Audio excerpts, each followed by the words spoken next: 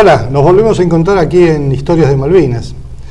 Y en estos días de abril son días especiales, porque todos recordamos lo que nos ocurrió allá a los argentinos por 1982, cuando las Fuerzas Armadas, el gobierno de ese entonces, recuperó para nuestra patria nuestras queridas Islas Malvinas. Entonces, en estos días de abril, solamente nos queda el recuerdo, el homenaje que es permanente, por lo menos, desde este pequeño espacio. Y queremos hablar, como siempre, de lo que ocurrió en Malvinas y cómo se ve con distintos ojos y con distintos hombres de nuestras Fuerzas Armadas. Hoy tenemos en nuestros estudios al Teniente Coronel Emilio Nani. Coronel Nani, Teniente Coronel, ya lo ascendí. Gracias. ¿Cómo le va? Muy bien y muchísimas gracias por invitarme al programa. Usted y todos los muchachos de Malvinas se lo merecen, porque nosotros, el pueblo, le debe un gran homenaje que, bueno, no se ha dado hasta ahora. ¿Cómo ve usted el tema Malvinas después de 33 años? Mire, lo veo por momentos con alegría y por momentos con profunda tristeza, cuando veo el uso bastardo que, por ejemplo, este gobierno le está dando a la causa de Malvinas. Es decir, el doble discurso, es decir, el discurso de la Presidente, que es similar al de Margaret Thatcher. Cuando la Presidenta utiliza que fue la dictadura la que fue a combatir a Malvinas, y no fue la Argentina la que fue a combatir a Malvinas. Cuando se distorsiona la verdad, es decir, cuando se dice que Argentina fue el país agresor, cuando los agredidos fuimos nosotros, no solamente agredidos a través de la historia, fuimos agredidos de hecho cuando los ingleses intentan sacar por la fuerza y por las armas a un grupo de civiles que estaban trabajando en las Islas Georgias, que ese fue el verdadero desencadenante de la guerra, más allá de que todo estuviera previsto, programado. Eso lo saben los que pudieron haber tejido ese entramado de intrigas entre Inglaterra, Estados Unidos y Argentina. Yo me refiero a los veteranos de guerra. Los veteranos de guerra no nos merecemos el maltrato. Y cuando esta señora habla en los términos que habla, se nos maltrata, ¿no? Entonces yo te diré, ahí es donde me viene la tristeza, porque 649 héroes dejaron la vida en Malvinas. Un número indeterminado la dejaron después de Malvinas, que son los muertos como consecuencia de la indiferencia. Los que se suicidaron. Que se suicidaron o se dejaron morir, ¿no? Que eso fue, como digo, la consecuencia de la indiferencia de una sociedad hipócrita, de una sociedad careta, de una sociedad que estaba orgullosa de sus soldados durante la guerra y después los repudió después de la guerra. Entonces, pero fueron repudiados a instancias de alguien, del gobierno, de los gobiernos. Por supuesto, y los primeros que incentivaron ese repudio o que incentivaron la desmalvinización fueron los propios jefes militares que derrocaron al general Galtieri, hicieron el golpe de Estado al general Galtieri con el general Nicolaides a la cabeza, y en lugar de rendirnos el homenaje que hubiéramos merecido, como en cualquier otro país en que sus tropas victoriosas o derrotadas regresan de la guerra, acá no se escondieron, como si estuvieran avergonzados. Claro, y acá viene la pregunta, ¿por qué denostar a los hombres de Malvinas?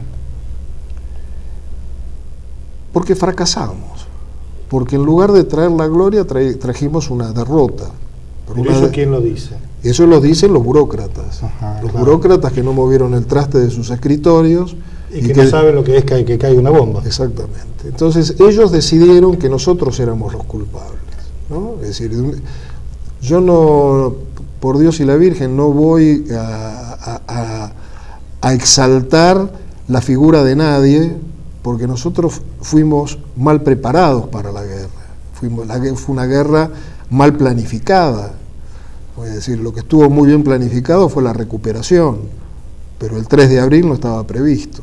Estaba previsto el 2, y a partir del 3 de abril empezamos a ver las falencias. Pero bueno, más allá de todos los errores que se pudieron haber cometido, quienes tuvimos el honor de estar en las islas, no nos merecemos ningún tipo de desprecio. Cuando el Bicentenario, los veteranos de guerra tuvieron que colarse para poder participar del desfile, mientras que los arrogantes pseudo veteranos movilizados, que el único fuego que vieron durante la guerra fue el del asado, ¿no?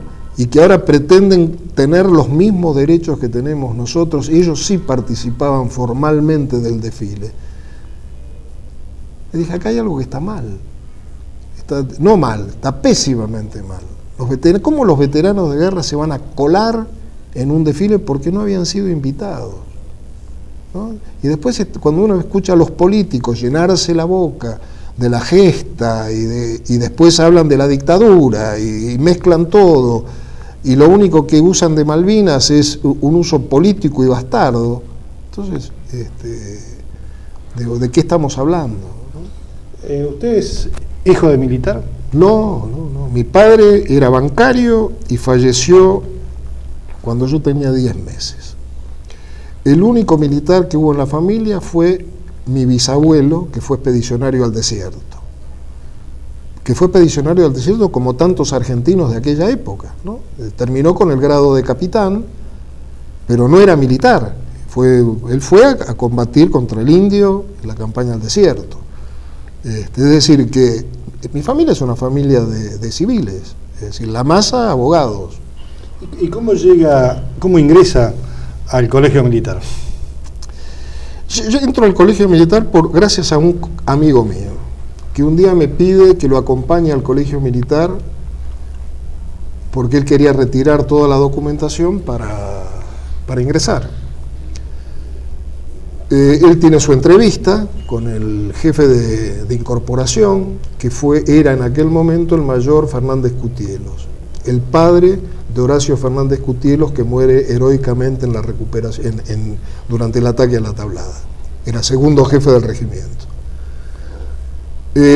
Termina la entrevista y sale el mayor, que me ve ahí a mí papando moscas, y me dice, ¿y usted qué va? ¿Usted?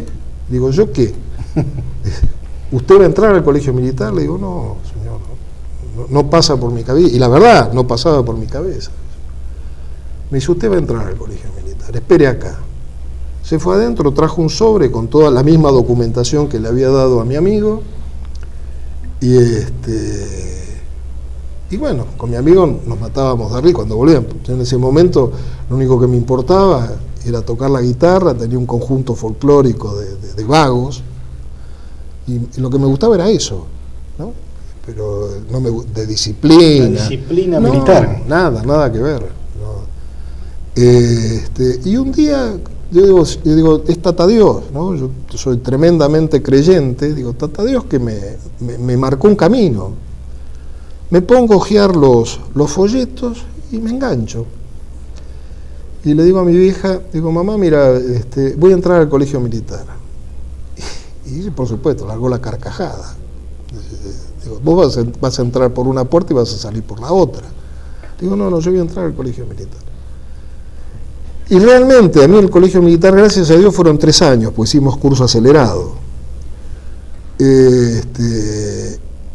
Me costó mucho, porque no le encontraba la vuelta, no me gustaban los gritos, no me gustaba el maltrato, no me gustaba la disciplina, no me gustaba esa rigidez militar, ¿no? ¿Y cómo aguantó durante tanto tiempo? Por amor propio, porque como mi madre había dicho que no iba a durar, yo creo que fue eso, y por supuesto, el señor que se tiró con todo arriba mío.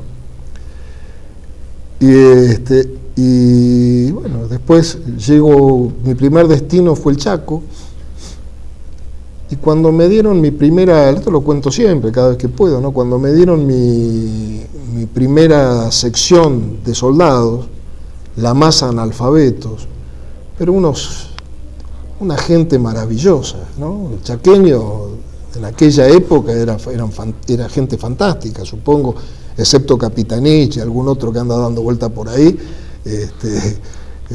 Son gente maravillosa. Después he vuelto al Chaco en varias oportunidades y es gente fantástica, gente de trabajo, gente sacrificada. Y ahí como hablábamos hoy antes de esta reunión, ¿no? Es decir, ahí me enamoré profundamente de la carrera militar, porque me di cuenta de todo lo que se podía hacer con el soldado analfabeto, que aprendía a leer y a escribir. Aprendía un oficio. Salía cambiado del ejército. Aprendía a bañarse, aprendía a usar calzado, aprendía a tener las 4 comidas. Por supuesto, el servicio militar tenía un montón de fallas, porque es una organización del ejército, es una organización de hombres, de seres humanos, donde hay perversos y hay gente de bien. Entonces el tema era modificar algunas pautas, ¿no? y aplicar la disciplina a aquel que se desbanda. Y el servicio militar se convertía en una cosa fantástica. Bueno, ahí el trato ese, las salidas al terreno, la convivencia con los oficiales, suboficiales y los soldados. Dije, esto es fantástico. Y ahí digo con franqueza, me enamoré de la profesión militar, ¿no? Soy un enamorado de la profesión militar. ¿Usted en qué momento se entera, a lo mejor por su calidad de oficial, se entera de la recuperación de Malvinas, antes o en qué momento se entera? A la mañana, cuando leo el 2 de abril. Cuando leo el diario. Yo me levanto para ir a la escuela de guerra, yo estaba destinado en 3er año de la escuela de guerra, salgo, tenía el diario en la puerta, carteles así, recuperamos las Islas Malvinas. Sentí como que, opa, ¿qué es esto? ¿Y en aquella noche de guitarrero usted había pensado alguna vez en las Malvinas? Siempre. ¿Sí? Sí, habíamos armado con unos amigos un pomposo centro, no sé si era Centro de Estudios Islas Malvinas o Centro Islas Malvinas, que éramos 4 papanatas que tratábamos de leer y discutir o conocer algo sobre Malvinas, ¿no? Pero siempre Malvinas estuvo presente. En mi casa yo tenía un cuadro de Malvinas en mi dormitorio. Y en ese 2 de abril, cuando usted lee el diario, ¿cuál es el primer pensamiento? El primer pensamiento, tengo que ir. No me puedo quedar afuera de esto. De hecho, bueno, es lo que hago. Tenía un amigo mucho más antiguo que yo, que estaba destinado en la parte de movilización del ejército, en el departamento de movilización del ejército. Lo llamo por teléfono y le pido que hiciera todo lo posible para que yo pudiera ir a Malvinas. No me importaba dónde, si de cocinero, de lo que fuera. Digo, no me interesa. Me parece conveniente aclararle a la gente, usted es de artillería. Yo soy artillero. Es artillero. Y bueno, y gracias a Dios, el teniente coronel cumplió con el pedido, y bueno, es así como termino en el grupo de artillería 3, que tenía asiento en Paso de los Libres. Quiero aclarar que al principio lo insulté mentalmente, porque lo último que se me hubiera ocurrido es que un grupo de artillería del litoral estuviera previsto para cruzar a Malvinas. Es decir, lo llamo por teléfono. ¿Por qué? ¿Por qué usted creía que no era posible? Y porque no estaban preparados. Porque no pertenecían a la organización del elemento que había cruzado Malvinas, que era la Brigada 10. Este era un grupo de artillería de la Brigada 3, que en ese momento todavía no estaba previsto su empleo en Malvinas, ¿no? Eso fue posterior. La Brigada 3 tenía previsto la protección en el continente por alguna posible incursión chilena, ¿no? Es decir, para no dejar desprotegidas las espaldas. Ese fue el empleo inicial de la Brigada 3. Por eso cuando me entero que voy a Paso de los Libres, lo primero que me vino a la mente fue largarle una hermosa parrafada mental. Entonces lo llamo por teléfono y le digo, ¿qué me hizo? Me dice, usted como de costumbre siempre desconfiando. Chau. Y me cortó. Entonces, a esperar órdenes. Ahí se quedó. No, me fui. Hice el bulto, el primer bulto que armé en la escuela de guerra, y con eso nos fuimos con otros 2 capitanes, nos fuimos a Paso de los Libres. Y cuando llegamos a Libres, el grupo era un revoltijo de Polvorín. Claro, estaban todos preparándose para ir a Malvinas. Entonces nobleza obliga, lo vuelvo a llamar desde Paso de los Libres para agradecerle, ¿no? ¿Y cómo vivían en esos momentos, Nani, usted el viaje de Buenos Aires hasta Paso de los Libres, pensando en el tema de Malvinas? ¿Cómo se ve, cómo veía la gente? ¿Qué decía la sociedad? Y la sociedad tenía sentimientos encontrados. Había gente que estaba asombrada, gente que estaba exultante, como yo y como tantos otros, y gente que condenaba, ¿no? Es decir, porque decían que era... Y era verdad, es decir, le tocamos la cola a una de los países, las potencias más importantes del mundo. Pero habíamos sido agredidos, ¿no? Es decir, que eso es lo que no se tiene en cuenta y no se dice. No, nadie habla de la agresión. Sí. Es decir, al contrario, dicen que nosotros fuimos el país agresor. La resolución 513 dice que Argentina fue el país agresor y nadie lo desmiente. Ahora, la agresión británica, que para desalojar a una treintena de laburantes en las Islas Georgia, envía naves de guerra, una sección de Royal Marine, y lo saca por la fuerza, ¿no? ¿Qué significaba eso? Usted lo habrá escuchado en más de una oportunidad. Dicen que esto fue una historia de un general trasnochado. Yo creo que a la hora de la condena, está claro que la hora de la condena es después del 14 de junio, porque hasta el 14 de junio... Con el diario del lunes. Acuérdese de la plaza del 10 de abril, ¿no? La plaza del 10 de abril, aclamándolo a Galtieri. Galtieri no podía entender que los que se habían reunido una semana antes para insultarlo, 7 días después lo estaban aclamando, ¿no? La decisión de un general trasnochado, está bien. Yo digo, la dignidad de un pueblo, el honor de un pueblo, ¿cuál es el límite? Inglaterra nos vivió maltratando desde el año desde 1833, pero con mayor virulencia aún a partir de 1965, con la resolución que ordenaba que Argentina e Inglaterra debían encontrarle una solución al diferendo, cosa que los ingleses desde el 65 hasta el 82 se habían pasado por la cola cualquier intento de negociación, o ni siquiera de conversación, no digo de negociación, de conversación, y después nos agreden en Georgia. Entonces el general trasnochado, y bueno, fue el hombre, tal vez otro general no lo hubiera hecho. Está bien, pero yo creo que el general ese tenía un grupo de generales, de hombres de su Estado Mayor, y aparte había otros comandantes de las Fuerzas Armadas, de la Marina, de la Aeronáutica. ¿Eran todos iguales al final? Eran todos trasnochados. Yo reconozco que el brigadier Lamidoso se opuso. Es decir, los que estuvieron de acuerdo fueron Anaya y Galtieri. Yo por eso no voy a entrar en la discusión, como dicen algunos, que Malvinas se llevó a cabo para fortalecer a un gobierno decadente.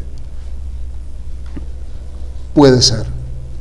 Ahora, la causa por la cual nosotros vamos a Malvinas, es decir, siempre hay una causa justa, ¿no? La causa justa fue la agresión. Que hubiera estado todo planificado, no estuvo todo planificado. Lo que estaba planificado era el 2 de abril. Todo lo que vino después fue un desastre, porque lamentablemente estuvo el 2 de abril fue una pistolita de bolsillo, todo perfecto. A partir del 3 de abril fue pura improvisación. Sí, pero ¿con qué hombres? Discúlpeme, esto va por mi cuenta, obviamente, porque el papel de los hombres en Malvinas, con excepciones seguramente, fue maravilloso. Solamente estar bajo el continuo bombardeo inglés, hay que ser muy guapo. Por favor, que no se interprete como que yo estoy condenando a los veteranos de guerra, ¿no? Es decir, yo lo que digo es que quienes debieron planificar la operación debieron tener en cuenta cuáles iban a ser las consecuencias del 2 de abril. Y los que planificaron eligieron los supuestos más cómodos. Que Estados Unidos no iba a apoyar a Inglaterra y que Inglaterra se la iba a comer. Si yo planifico una operación poniéndome en la mejor situación, la estoy chingando. Entonces, ahora vamos a llegar con el teniente coronel Nani a Malvinas. Ahora vamos a entrar directamente en sus días en Malvinas. Estamos haciendo las historias de Malvinas en estos días de abril, que conmemoramos y tratamos de homenajear y tratamos de que sea recuerdo permanente de la gesta de Malvinas. A algunos no les gusta la palabra gesta, etcétera, etcétera, pero realmente lo que hicieron los hombres que estuvieron en Malvinas es para destacar y para que queden los testimonios. Así que ahora vamos a escucharlo en un rato al teniente coronel Nani hablar de sus días en Malvinas.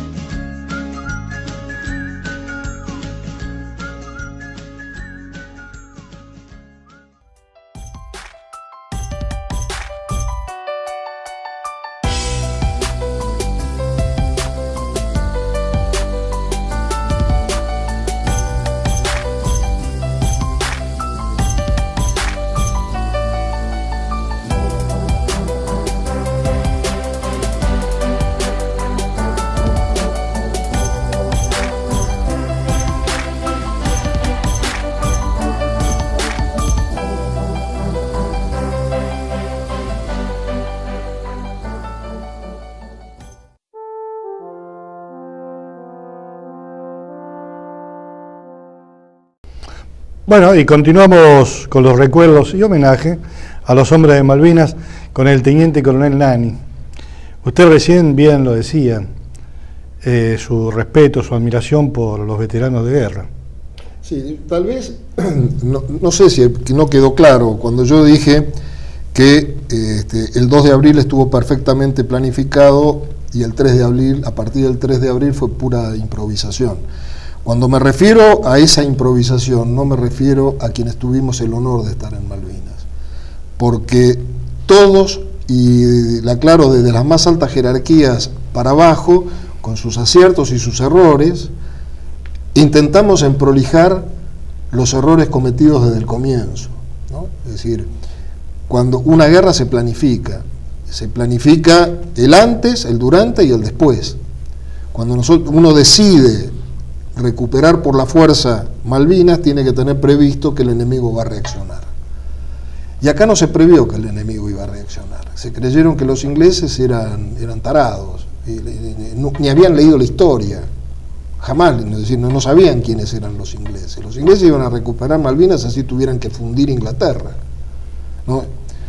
Y mucho menos enfrentado con una potencia de segundo o tercer orden como Argentina.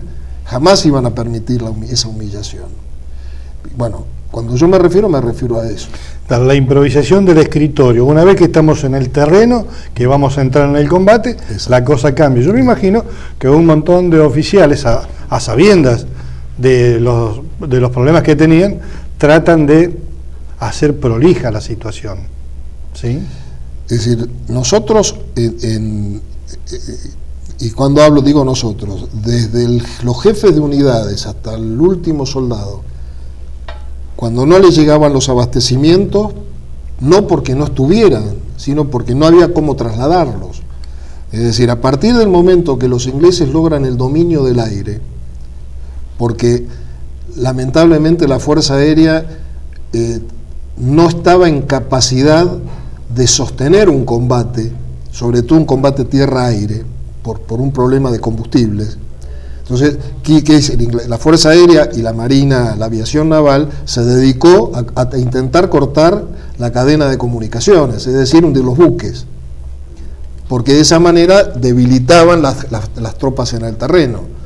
Pero a partir del desembarco británico en San Carlos, se produce, ya empieza a caldearse la cosa. y los ingleses logran el dominio del aire. Cuando digo el dominio del aire significa que cuando levantaba un helicóptero al minuto tenían una patrulla aérea de combate encima que o lo obligaba a aterrizar o lo destruía.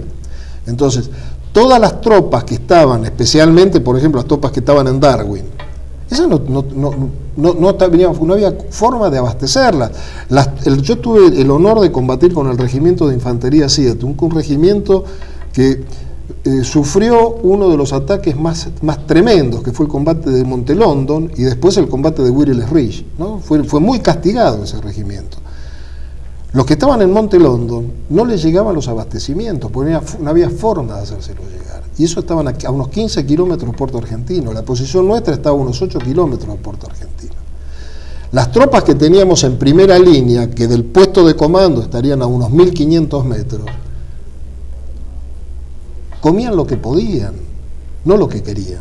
Es decir, se abastecían con raciones de combate y pretender hacer un guiso, eso, ¿no? Porque no había cómo calentar. A eso me refiero de la improvisación.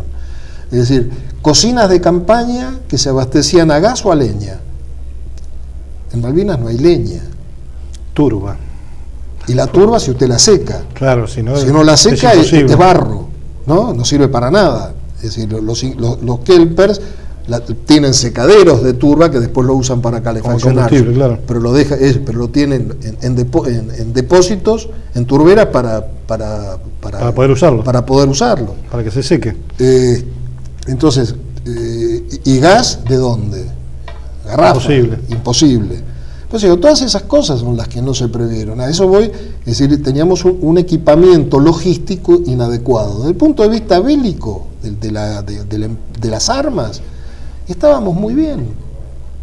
Por supuesto, había una inferioridad. Los ingleses tenían cañones con un alcance de 17 kilómetros y nosotros teníamos obuses con un alcance máximo de 10 kilómetros y medio, tirando con carga máxima. Y no se puede tirar permanentemente con carga máxima porque el material se destruye.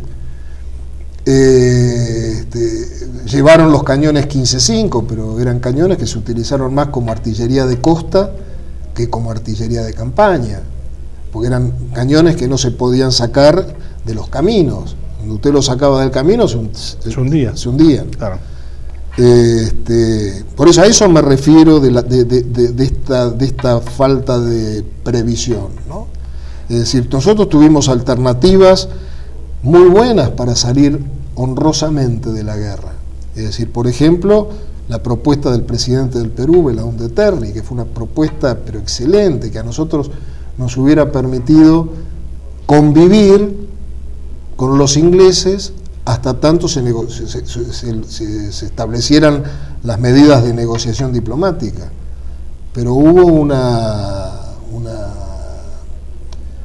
obcecación por pretender ganar la guerra. Ese fue el error. Es decir, creer que Estados Unidos no iba a apoyar a los ingleses, es como que nosotros creamos que Perú no nos iba a apoyar a nosotros en la guerra.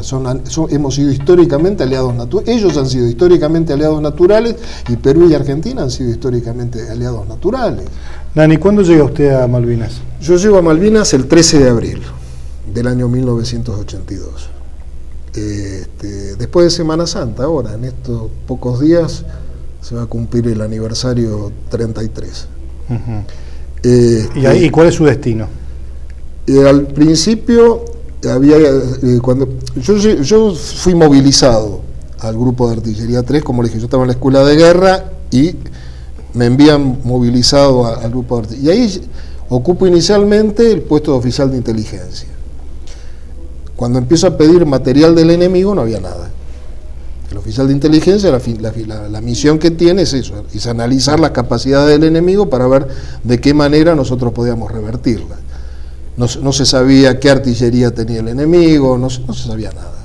No teníamos cartografía, recién la cartografía la conseguimos cuando llegamos a Malvinas, y en una escala 1.50.000, que para la artillería es una escala muy chica. Nosotros hubiéramos necesitado una escala 1.25.000, ¿no? Una escala más grande, como para poder hacer todas las organizaciones de la posición de la mejor manera.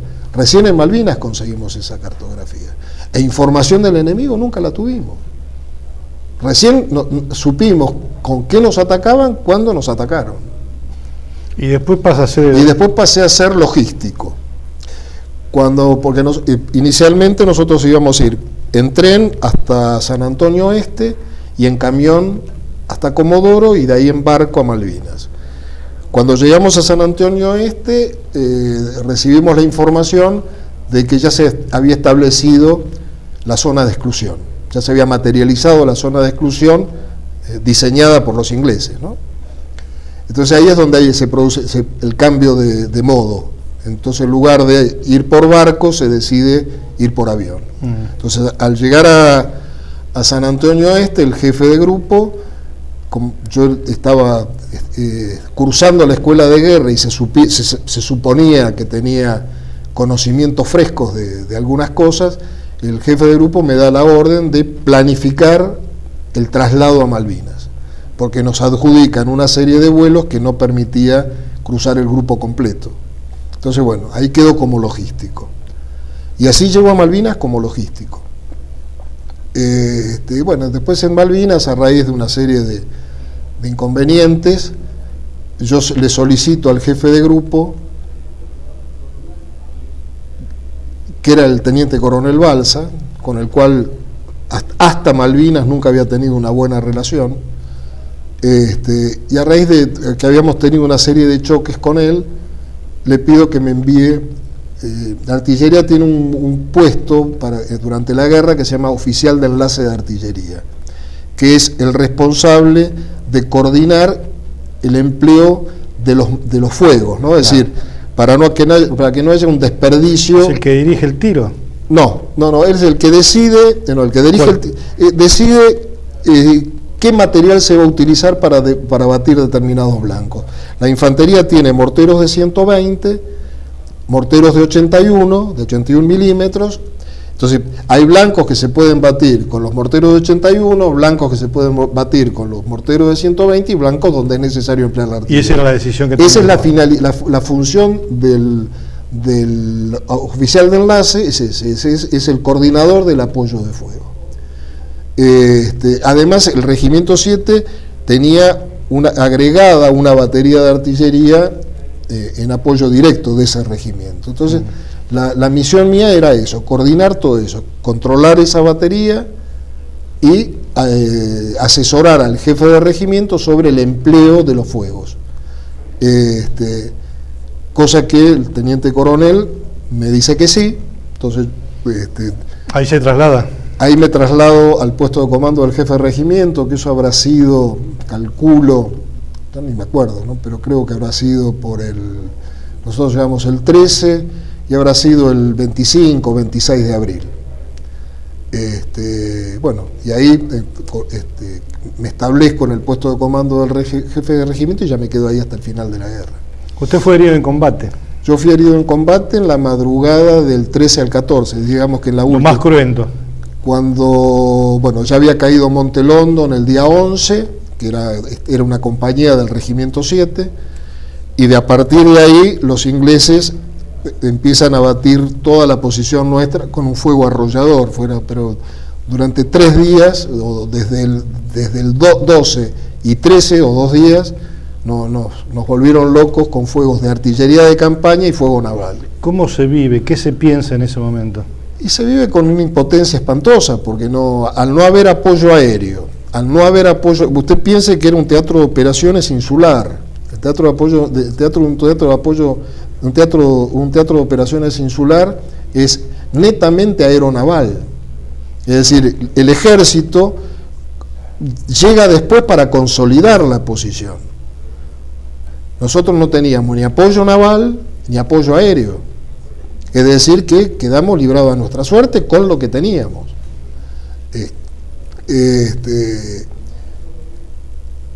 Y se vivía con muchísima impotencia, porque usted no tenía cómo defenderse de eso.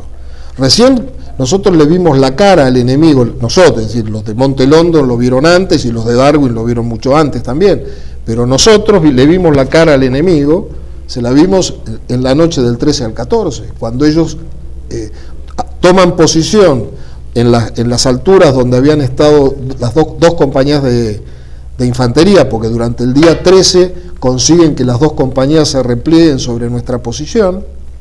Ahí nos reorganizamos como podemos, algunos siguen de largo rumbo a Puerto Argentino, y en la noche del 13 al 14 empiezan fuego de aéreo, fuego de artillería de campaña, fuego naval y fuego de armas portátiles. Y ahí fue donde lo hicieron. Y en esa oportunidad es donde primero recibo una explosión de artillería, recibo heridas en el muslo, y al rato, como a la media hora, 40 minutos, recibo un disparo en el gemelo de la misma pierna. Es decir, que soy herido en 2 oportunidades. La primera vez, sinceramente no sentí nada, sentí un repiqueteo, y que cuando me toco, noto la bombacha rota y la sangre.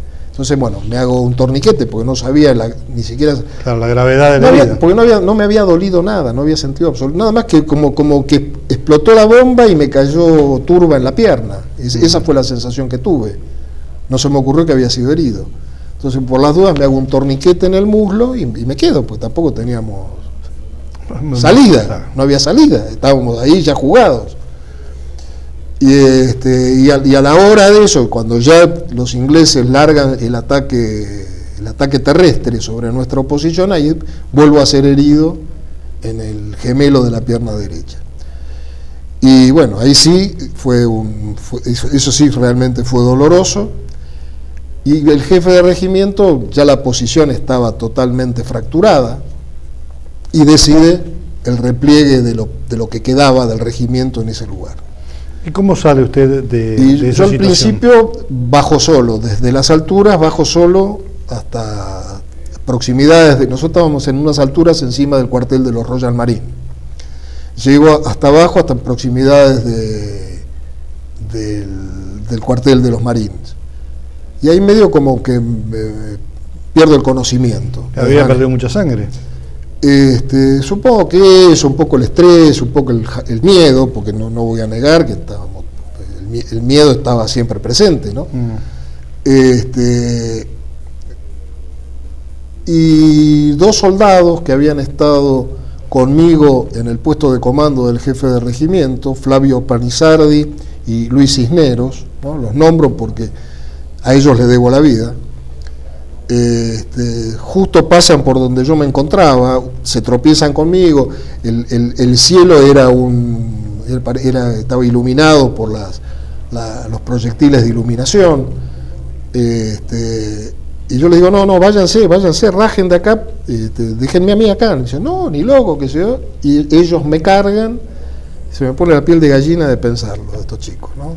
¿Usted tiene contacto con ellos? Yo tenía contacto con los dos. Con Panizardi perdí el contacto porque, bueno, los teléfonos que tenía cambió, él trabajaba en Entel, después pasó a trabajar en Telecom, o en Telefónica, y bueno, se me fue. Y con Luis Cisneros, con ese sí tengo contacto, con el hijo y con él. ¿Cómo calificaría usted al soldado argentino, a ese hombre, desde oficiales hasta el último de los soldados? La actitud que tuvieron frente al enemigo. Mire, yo no haría diferencia de jerarquías en eso, porque hubieron soldados maravillosos y hubieron soldados que se asustaron. Pero es normal. Y hubieron suboficiales maravillosos y hubieron suboficiales que se asustaron. Y hubieron oficiales maravillosos y hubieron oficiales que se asustaron. Y lo mismo sigo para arriba. Claro. Hay jefes que estuvieron asustados durante todo el tiempo que duró la guerra. Son hombres. El valor del soldado es que no era profesional. Él hacía el servicio militar obligatorio.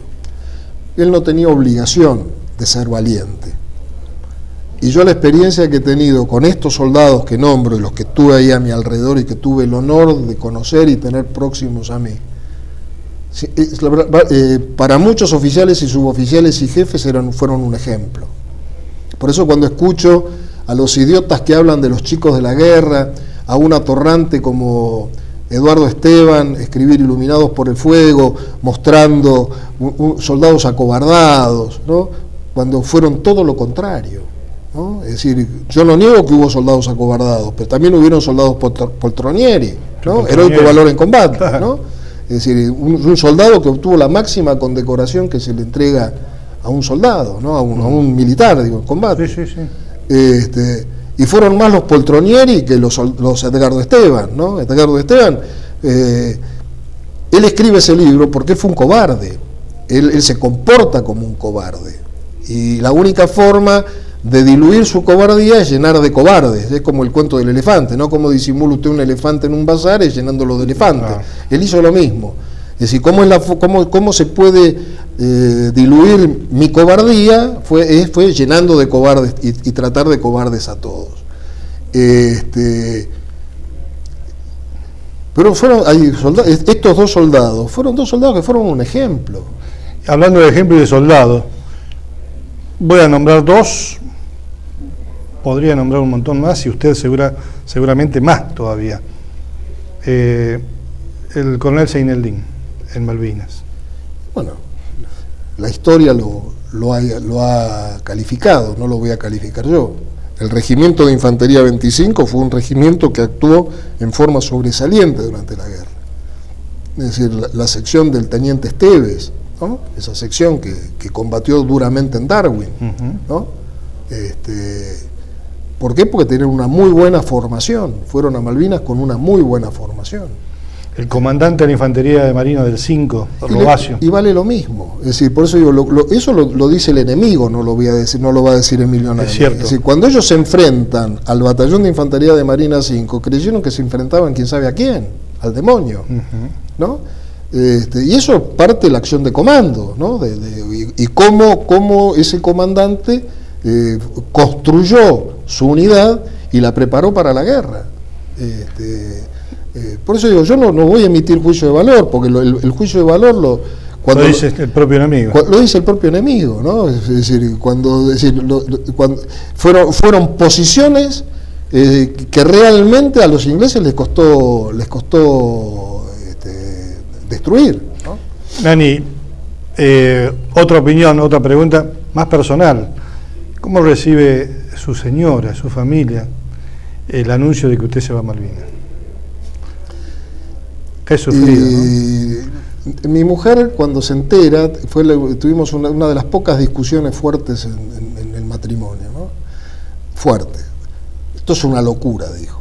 Cuando yo voy al dormitorio con el diario y le digo, recuperamos Malvinas, entonces ella, que estaba medio adormecida todavía, me dice, esto es una locura. Entonces, bueno, primera portazo y me fui. Cuando les digo que me voy, es la preocupación, ¿no? La gran preocupación. Tenía mi hija menor de 5 años, tenía 5 años y la mayor de 10. Es decir, la menor, después me cuenta mi mujer, se pasaba horas solita sentada. Claro, la menor mía siempre fue muy revoltosa, ¿no? Liera, ¿no? Se pasaba horas sentada en el lavadero mirando a la nada. Indudablemente le tiene que haber tocado, ¿no? Y sobre todo después, porque yo, gracias a Dios, pude tener conversaciones telefónicas, porque ahí se habían establecido unas líneas telefónicas en proximidades de la casa del gobernador, donde podíamos hablar por teléfono y tener contacto verbal. Pero el 14 de junio, el 12 de junio, pum, se cortó todo. El 11 de junio se cortó todo eso. Y después el mensaje que llega a Buenos Aires es que yo estaba desaparecido. Y que era muy probable que hubiera caído. El Estado Mayor, en lugar de esperar y de tener un panorama claro, cuando mi mujer reclama información, le dicen esto, me dice, su marido, no hay noticias de él, está desaparecido, se piensa lo peor. ¿Se imagina que una bomba atómica? Sí, claro, por supuesto. Bueno, me parece que estamos llegando al final de esta, para mí, hermosa charla, Nani, porque usted representa a todos los hombres hoy, en estos días de abril, que combatieron en Malvinas. Y a usted, señora, le tengo que decir que el teniente coronel Nani ha sido condecorado por su actuación en Malvinas, pero también por otras cosas relacionadas con nuestra patria, porque él fue también herido en la toma del regimiento de La Tablada, condecorado, y es parte de otra historia de nuestro país, que en algún momento seguramente él ya la contó en algún otro medio, aquí mismo en TLB1. Le queremos agradecer, y le quería decir esto, que obviamente es un hombre condecorado, un hombre con, entre comillas, suerte, Nani, todo lo que le ha pasado. Sí, pero qué duda le cabe. Yo como... Usted está orgulloso. Pero esto que llevo acá, podría no usarlo, pero si no lo uso no se va a notar. Entonces es un poco pedantería. Yo creo que es un poco de pedantería, pero te digo, es la mejor condecoración que tengo. Claro, porque la que tenía la devolvió. Sí. Que es parte de otra historia. Sí. Como le digo siempre a los entrevistados, teniente coronel Nani, para que lo recuerde su familia, su señora, los soldados que, como usted dice, le salvaron la vida.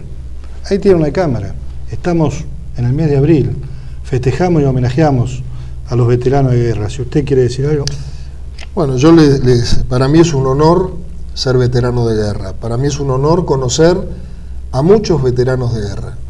Para mí fue un honor haber compartido la carpa verde que se instaló en la Plaza de Mayo durante 100 días para ver si este gobierno decidía reivindicar lo que actuamos nosotros, lo que hicimos nosotros. Para mí fue un honor haber compartido con ellos parte de esos 100 días. Yo reconozco que todavía la nación argentina está en deuda, pero la nación argentina está en deuda con un montón de cosas, porque es un pueblo ingrato, indiferente. ¿Cuántos soldados murieron después de la guerra como consecuencia de esa indiferencia? 200, 300, 400, una locura. Entonces yo el mensaje que les doy es sintámonos orgullosos de lo que hicimos, porque lo hicimos con todo lo que pudimos. Mientras otros estaban cómodamente viendo el Mundial de Fútbol, nosotros estábamos defendiendo a la patria, como pudimos, como quisimos, con los resultados que pudimos obtener. Tuvimos un enemigo fuerte, que supo combatir tal vez mejor que nosotros, que estaba tal vez mejor pertrechado que nosotros. Y eso no nos tiene que avergonzar. Que se avergüencen los cobardes. Pero la inmensa mayoría de quienes tuvimos el honor de estar en esta gesta, que supimos reponernos al miedo, superar el miedo, no tenemos nada de qué avergonzarnos. Caminemos por la calle con la cara, la frente en alto. Sigamos sintiéndonos veteranos de guerra de Malvinas. Yo le agradezco a Miguel Ángel que me haya dado esta oportunidad de estar acá con ustedes. Les deseo unas muy felices Pascuas. Que Dios los bendiga. El teniente coronel Emilio Nani lo ha dicho todo. Las Malvinas fueron, son y serán argentinas, como siempre lo decimos nosotros, mientras que lo tengamos en nuestra cabeza y en nuestro corazón. Teniente coronel Nani, gracias. Gracias a usted, muchas gracias.